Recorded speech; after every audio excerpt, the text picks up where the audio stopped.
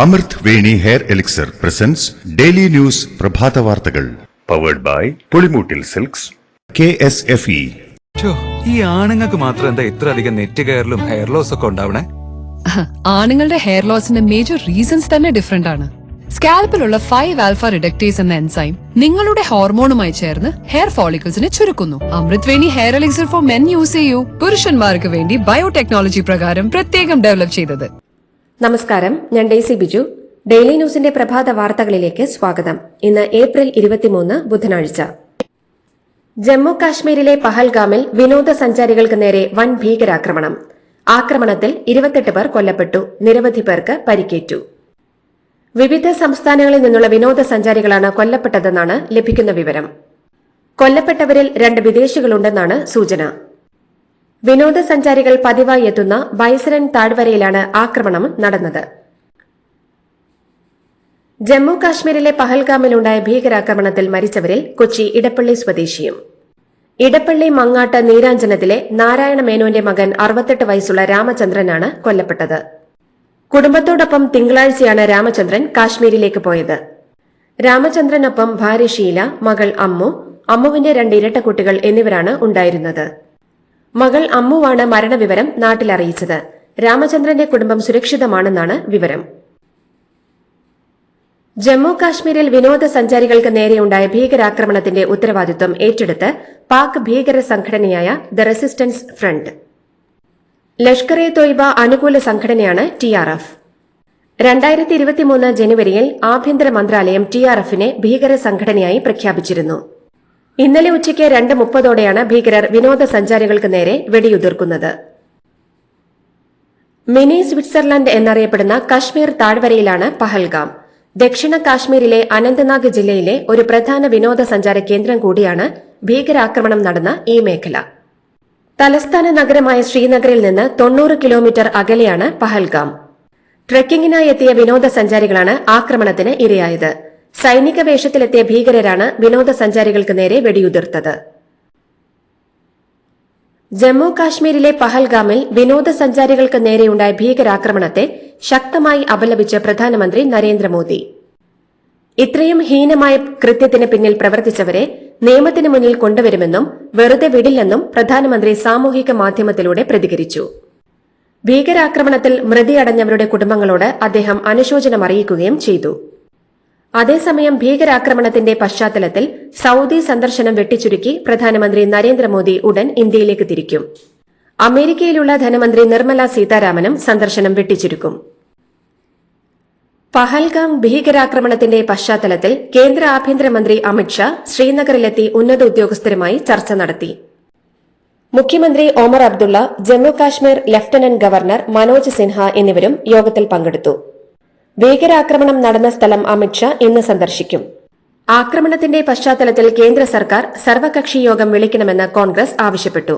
7 ഭീകരരുടെ സംഘമാണ് ആക്രമണം നടത്തിയതെന്ന് സുരക്ഷാസേന വ്യക്തമാക്കി. പഹൽഗാം ഭീകരാക്രമണത്തിൽ ഇന്ത്യയ്ക്ക് പിന്തുണയുമായി ലോക നേതാക്കൾ. അമേരിക്കയുടെ എല്ലാ പിന്തുണയും ഇന്ത്യയ്ക്കുണ്ടാകുമെന്ന് US പ്രസിഡന്റ് ഡൊണാൾഡ് ട്രംപ് പറഞ്ഞു. കശ്മീരിൽ നിന്ന് വരുന്നത് വളരെ അസ്വസ്ഥതയുളവാക്കുന്ന വാർത്തകളാണെന്നും ഭീകരവാദത്തിനെതിരെ ഇന്ത്യയ്ക്കൊപ്പം ശക്തമായി നിലകൊള്ളുമെന്നും ട്രംപ് വ്യക്തമാക്കി. ഭീകരാക്രമണത്തെ റഷ്യൻ പ്രസിഡന്റ് വ്ളാഡിമിർ പുടിൻ ശക്തമായി അപലപിച്ചു. ഈ ക്രൂരകൃത്യത്തിന് ആർക്കും ഒരു ന്യായീകരണവും നൽകാനാകില്ലെന്നും ഈ ആക്രമണത്തിന്റെ സൂത്രധാരന്മാരെയും ഇത് നടത്തിയവരെയും നിയമത്തിന്റെ മുന്നിൽ കൊണ്ടുവരണമെന്നും അവർ കടുത്ത ശിക്ഷ അർഹിക്കുന്നുണ്ടെന്നും റഷ്യൻ പ്രസിഡന്റ് പറഞ്ഞു. ഭീകരാക്രമണത്തിന്റെ പശ്ചാത്തലത്തിൽ ടൂറിസം കേന്ദ്രങ്ങളിൽ നിരീക്ഷണം ശക്തമാക്കുമെന്ന് ദില്ലി പോലീസ് വ്യക്തമാക്കി. രാജ്യതലസ്ഥാനത്തെ മറ്റ് പ്രധാനപ്പെട്ട ഇടങ്ങളിലും നിരീക്ഷണം ശക്തമാക്കാൻ തീരുമാനിച്ചിട്ടുണ്ട്. ആക്രമണത്തെ ശക്തമായി അപലപിച്ച RSS രാജ്യത്തിന്റെ ഐക്യത്തിനും അഖണ്ഡതയ്ക്കുമെതിരായ ആക്രമണമെന്ന് സംഭവത്തെ വിമർശിച്ചു. സർക്കാർ കുറ്റക്കാർക്കെതിരെ ശക്തമായ നടപടിയെടുക്കണമെന്നും ആവശ്യപ്പെട്ടു.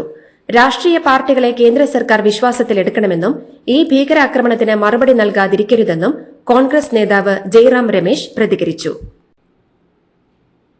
ജമ്മു കാശ്മീരിലെ പഹൽഗാമിൽ നടന്ന തീവ്രവാദി ആക്രമണം ഞെട്ടിപ്പിക്കുന്നതും വേദനാജനകമാണെന്നും മുഖ്യമന്ത്രി പിണറായി വിജയൻ. തീവ്രവാദി ആക്രമണത്തിൽ കൊല്ലപ്പെട്ടവർക്ക് മുഖ്യമന്ത്രി ആദരാഞ്ജലികൾ അർപ്പിച്ചു. ആക്രമണത്തിൽ ഉറ്റവരെ നഷ്ടപ്പെട്ടവരുടെ ദുഃഖത്തിൽ പങ്കുചേരുന്നുവെന്നും പരിക്കേറ്റവർ എത്രയും വേഗം സുഖം പ്രാപിക്കട്ടെയെന്നും അദ്ദേഹം പറഞ്ഞു. പഹൽഗാം ഭീകരാക്രമണത്തിന്റെ പശ്ചാത്തലത്തിൽ കേരളീയർക്ക് സഹായവും സേവനങ്ങളും വിവരങ്ങളും ലഭ്യമാക്കുന്നതിന് സജ്ജീകരണം ഏർപ്പെടുത്താൻ മുഖ്യമന്ത്രി പിണറായി വിജയൻ നോർക്ക റൂട്ട്സിന് നിർദ്ദേശം നൽകി. എറണാകുളം സ്വദേശി കൊല്ലപ്പെട്ടു എന്ന വാർത്ത അത്യന്തം വേദനാജനകമാണെന്ന് മുഖ്യമന്ത്രി പറഞ്ഞു. അദ്ദേഹത്തിന്റെ കുടുംബാംഗങ്ങളെ സുരക്ഷിതമായി നാട്ടിലെത്തിക്കും. ആവശ്യമായ എല്ലാ കാര്യങ്ങളും സർക്കാർ നേതൃത്വത്തിൽ നിർവഹിക്കുമെന്നും മുഖ്യമന്ത്രി പറഞ്ഞു.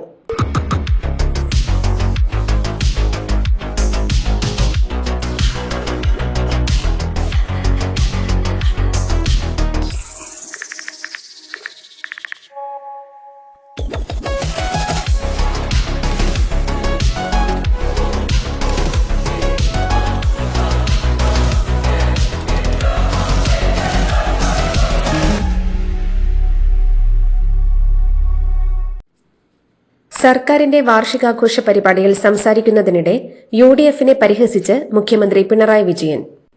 സർക്കാരിന്റെ ഭരണനേട്ടങ്ങൾ എണ്ണിപ്പറയുന്നതിനിടയിൽ യുഡിഎഫ് ഭരണകാലത്ത് പാഠപുസ്തകം പോലും ഉണ്ടായിരുന്നില്ലെന്നും ഫോട്ടോസ്റ്റാറ്റ് എടുത്ത കുട്ടികൾക്ക് പഠിക്കേണ്ടി വന്നുവെന്നുമാണ് പിണറായി വിജയൻ പറഞ്ഞത്.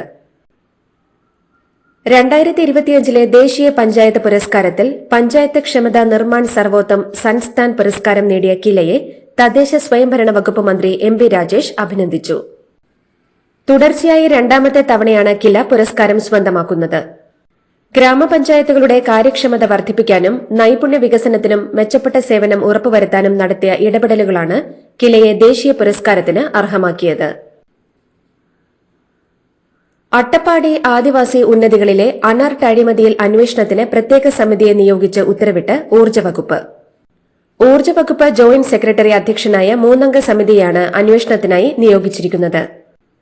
Energy management centre director, KSEB deputy chief engineer എന്നിവരാണ് സമിതി അംഗങ്ങൾ. ആരോപണ വിധേയർക്ക് താഴെയുള്ള ഉദ്യോഗസ്ഥരെ ഉൾപ്പെടുത്തിയാണ് സമിതി രൂപീകരിച്ചത്. മുസ്ലിം ലീഗ് കേരളത്തിലെ മുസ്ലിങ്ങളെ മാത്രം പ്രതിനിധീകരിച്ച് പ്രവർത്തിക്കുന്നവരെന്ന് സുപ്രീംകോടതിയിൽ വെളിപ്പെടുത്തിയവരാണെന്നും കോൺഗ്രസ് വോട്ട് ബാങ്കിന് വേണ്ടി പ്രീണന രാഷ്ട്രീയം കളിക്കുന്നവരാണെന്നും ബിജെപി സംസ്ഥാന പ്രസിഡന്റ് രാജീവ് ചന്ദ്രശേഖർ. ഇക്കൂട്ടരുടെ ചതി മുനമ്പത്തെ 610 കുടുംബങ്ങൾ അനുഭവിച്ചതാണെന്നും ബിജെപി മാത്രമാണ് ജാതി മത പരിഗണനകൾക്കപ്പുറം എല്ലാ വിഭാഗം ജനങ്ങൾക്കും വേണ്ടി പ്രവർത്തിക്കുന്നതെന്നും മലപ്പുറം വെസ്റ്റ് ജില്ലാ വികസിത കേരളം കൺവെൻഷനിൽ പങ്കെടുത്ത് സംസാരിക്കവെ ബിജെപി സംസ്ഥാന പ്രസിഡന്റ് രാജീവ് ചന്ദ്രശേഖർ പറഞ്ഞു. സംസ്ഥാനത്തെ ഏറ്റവും വലിയ ആദിവാസി പുനരധിവാസ കേന്ദ്രം ജനങ്ങൾക്കായി തുറന്നു നൽകി മുഖ്യമന്ത്രി പിണറായി വിജയൻ. ആദിവാസി പുനരധിവാസ പദ്ധതിയുടെ ഭാഗമായി മേപ്പാടി ഗ്രാമപഞ്ചായത്തിൽ ഏഴാഞ്ചിറ പരൂർ കുന്നിൽ നിർമ്മിച്ച 110 കുടുംബങ്ങൾക്കുള്ള താക്കോൽ ദാനമാണ് മുഖ്യമന്ത്രി നിർവഹിച്ചത്. ഭവനത്തിന് പുറമെ 10 സെന്റ് ഭൂമിയും നൽകിയിട്ടുണ്ടെന്നും മുഖ്യമന്ത്രി കൂട്ടിച്ചേർത്തു. ഷൈൻ ടോം ചാക്കോ മയക്കുമരുന്ന് ഉപയോഗിക്കുന്നുണ്ടെന്ന് സമ്മതിച്ചിട്ടുണ്ടെന്ന് FEFKA general secretary B Unnikrishnan. ഇതുപോലുള്ള ശീലത്തിൽ നിന്ന് വെളിയിൽ വരാൻ അദ്ദേഹത്തിന് പ്രൊഫഷണലായ സഹായം വേണമെന്നും അതിനാൽ അദ്ദേഹത്തിന് അവസാനമായി ഒരവസരം കൂടി നൽകണമെന്നും ഇതുപോലുള്ള പെരുമാറ്റവുമായി മുന്നോട്ടു പോകുന്ന ആളുകളുമായി സഹകരിക്കാൻ തങ്ങൾ തയ്യാറല്ലെന്നും ബി ഉണ്ണികൃഷ്ണൻ വ്യക്തമാക്കി. നടി ബെൻസിയുടെ പരാതിയുമായി ബന്ധപ്പെട്ട് വാർത്താ സമ്മേളനം നടത്തുകയായിരുന്നു അദ്ദേഹം. ടി പി ചന്ദ്രശേഖരൻ വധക്കേസ് കുറ്റവാളി അണ്ണൻ സിജിത്തിന്റെ പരോൾ കാലാവധി നീട്ടി. 30 ദിവസത്തേക്ക് ജയിൽ ഡിജിപി അടിയന്തര പരോൾ നൽകിയിരുന്നു. ബന്ധുവിന്റെ മരണത്തെ തുടർന്നാണ് അന്ന് പരോൾ നൽകിയത്. വീണ്ടും 15 ദിവസം കൂടി പരോൾ നീട്ടി നൽകണമെന്ന് മുഖ്യമന്ത്രി പിണറായി വിജയന് നൽകിയ അപേക്ഷയിലാണ് സർക്കാർ ഉത്തരവിട്ടിരിക്കുന്നത്. കേരള ഹൈക്കോടതിയിൽ ബോംബ് ഭീഷണി സന്ദേശം. ബോംബ് ഭീഷണി സന്ദേശം ലഭിച്ചതിനെ തുടർന്ന് കൊച്ചിയിലെ പരിസരത്തും ഹൈക്കോടതി കെട്ടിടത്തിലും പോലീസ് സുരക്ഷ ശക്തമാക്കി. ഇന്നലെ ഉച്ചയോടെയാണ് ഇമെയിലായി ബോംബ് ഭീഷണി സന്ദേശം എത്തിയത്. തുടർന്ന് പോലീസ് നടത്തിയ പരിശോധനയിൽ സംശയകരമായ ഒന്നും കണ്ടെത്താനായില്ല. ബോംബ് ഭീഷണിയുടെ പശ്ചാത്തലത്തിൽ ഹൈക്കോടതിയിൽ പോലീസ് നിരീക്ഷണം ശക്തമാക്കിയിട്ടുണ്ട്. പ്രധാനമന്ത്രിയുടെ ചേറ്റൂർ സ്നേഹം സിനിമാ പ്രമോഷന് വേണ്ടിയെന്ന് വി കെ ശ്രീകണ്ഠൻ MP. ബിജെപിക്ക് പോലും ചേറ്റൂരിനെ അറിയാൻ സിനിമ ഇറങ്ങേണ്ടി വന്നുവെന്നും സുരേഷ് ഗോപിയുടെ ചേറ്റൂരിന്റെ കുടുംബ സന്ദർശനം അഭിനയം മാത്രമെന്നും അദ്ദേഹം പരിഹസിച്ചു. ചേറ്റൂരിനോട് സ്നേഹമുണ്ടെങ്കിൽ മങ്കരയിൽ ഒരു പാസഞ്ചർ ട്രെയിനിന് സ്റ്റോപ്പെങ്കിലും അനുവദിക്കണമെന്നും അദ്ദേഹം പറഞ്ഞു. സംസ്ഥാനത്തെ 752 ആരോഗ്യ സ്ഥാപനങ്ങളിൽ ഇ ഹെൽത്ത് സംവിധാനം സജ്ജമായതായി ആരോഗ്യവകുപ്പ് മന്ത്രി വീണ ജോർജ്. ഡിജിറ്റലായി പണമടയ്ക്കാനുള്ള സംവിധാനം, ഓൺലൈനായി OP ticket, MA health app, scan and book സംവിധാനങ്ങൾ എന്നിവ അടുത്തിടെ സജ്ജമാക്കിയതായും മന്ത്രി വ്യക്തമാക്കി. നിലമ്പൂർ മുൻ MLA PV അൻവറിന്റെ UDF പ്രവേശം എളുപ്പമാകില്ലെന്ന് സൂചന.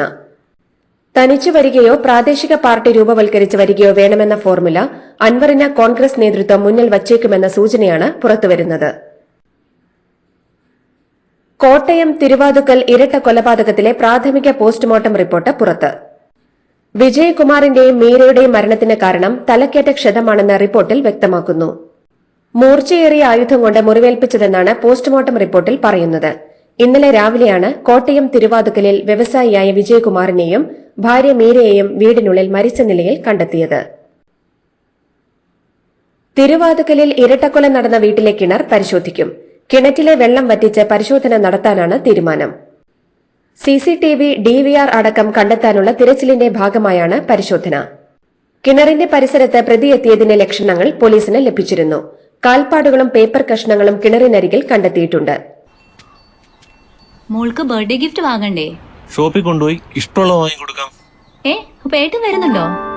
ഗിഫ്റ്റ് കാർഡ് വരും. അതെ, ഓരോ ചിട്ടിയിലും ഒരാൾക്ക് 5000 രൂപയുടെ ഗിഫ്റ്റ് കാർഡ് സമ്മാനം. മെഗാ സമ്മാനമാണെങ്കിലോ പുതുപുത്തൻ ബെൻസ് കാർ. രണ്ടാം സമ്മാനം ഇന്നോവ ക്രിസ്റ്റ, അതും 17 ഇത്തവണ സമ്മാനങ്ങളുടെ നക്ഷത്രത്തിലക്കവുമായി KSFE ഗാലക്സി ചിട്ടികൾ. സിവിൽ സർവീസ് 2024 പരീക്ഷാഫലം പ്രസിദ്ധീകരിച്ചു.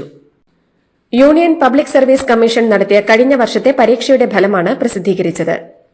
ശക്തി ദുബൈക്ക് 1ാം റാങ്ക് ലഭിച്ചു. ആദ്യ 50 റാങ്കുകളിൽ 4 മലയാളികളുള്ളതായാണ് വിവരം.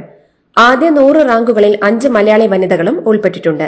ആദ്യ 5ൽ 3 വനിതകളാണ്. ആദ്യ 2 റാങ്കുകളും വനിതകൾക്കാണ്. സിവിൽ സർവീസ് പരീക്ഷയിൽ കേരളത്തിൽ നിന്ന് യോഗ്യത നേടിയത് 41 പേർ. 33ാം റാങ്ക് നേടിയ കോട്ടയം പാലാ സ്വദേശി ആൽഫ്രഡ് തോമസാണ് കേരളത്തിൽ നിന്ന് 1ാം സ്ഥാനത്തെത്തിയത്. കോളേജ് വിദ്യാർത്ഥിനി അധ്യാപികയെ ചെരുപ്പ് കൊണ്ടടിക്കുന്ന വീഡിയോ പുറത്ത്. ആന്ധ്രാപ്രദേശിലെ വിജയനഗരത്തിലെ രഘു എഞ്ചിനീയറിംഗ് കോളേജിലാണ് സംഭവം നടന്നത്. മൊബൈൽ ഫോൺ പിടിച്ചു വാങ്ങിയതോടെയാണ് വിദ്യാർത്ഥിനി പ്രകോപിതയായത്.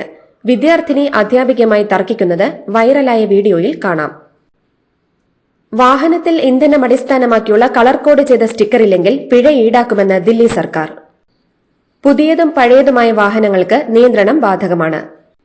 ഇന്ധനത്തിന്റെ അടിസ്ഥാനത്തിൽ ഉദ്യോഗസ്ഥർക്ക് വാഹനം തിരിച്ചറിയാനും വർദ്ധിച്ചുവരുന്ന മലിനീകരണ തോത് നിയന്ത്രിക്കാനും ലക്ഷ്യമിട്ടാണ് പുതിയ നടപടി.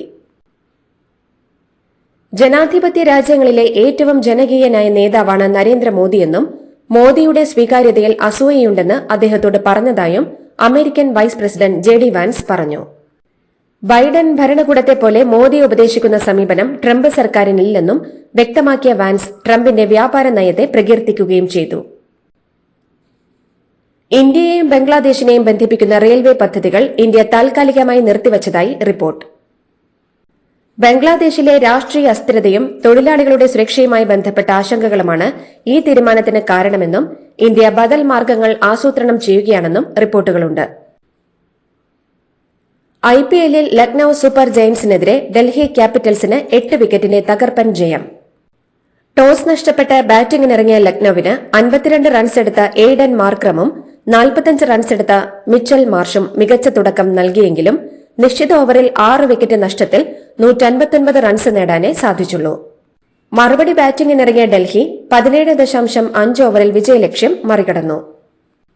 51 റൺസ് നേടിയ അഭിഷേക് പോറലും 57 റൺസുമായി പുറത്താകാതെ നിന്ന KL രാഹുലുമാണ് ഡൽഹിയുടെ വിജയശില്പികൾ. ഇതോടുകൂടി ഡെയിലി ന്യൂസിന്റെ ഇന്നത്തെ പ്രഭാത വാർത്തകൾ സമാപിക്കുന്നു. ഡെയിലി ന്യൂസിന് വേണ്ടി വാർത്തകൾ വായിച്ചത് ഡെയ്സി ബിജു. ഡെയിലി ന്യൂസ് ലൈവ്.in വാർത്തകൾ വിരൽ തുമ്പിൽ.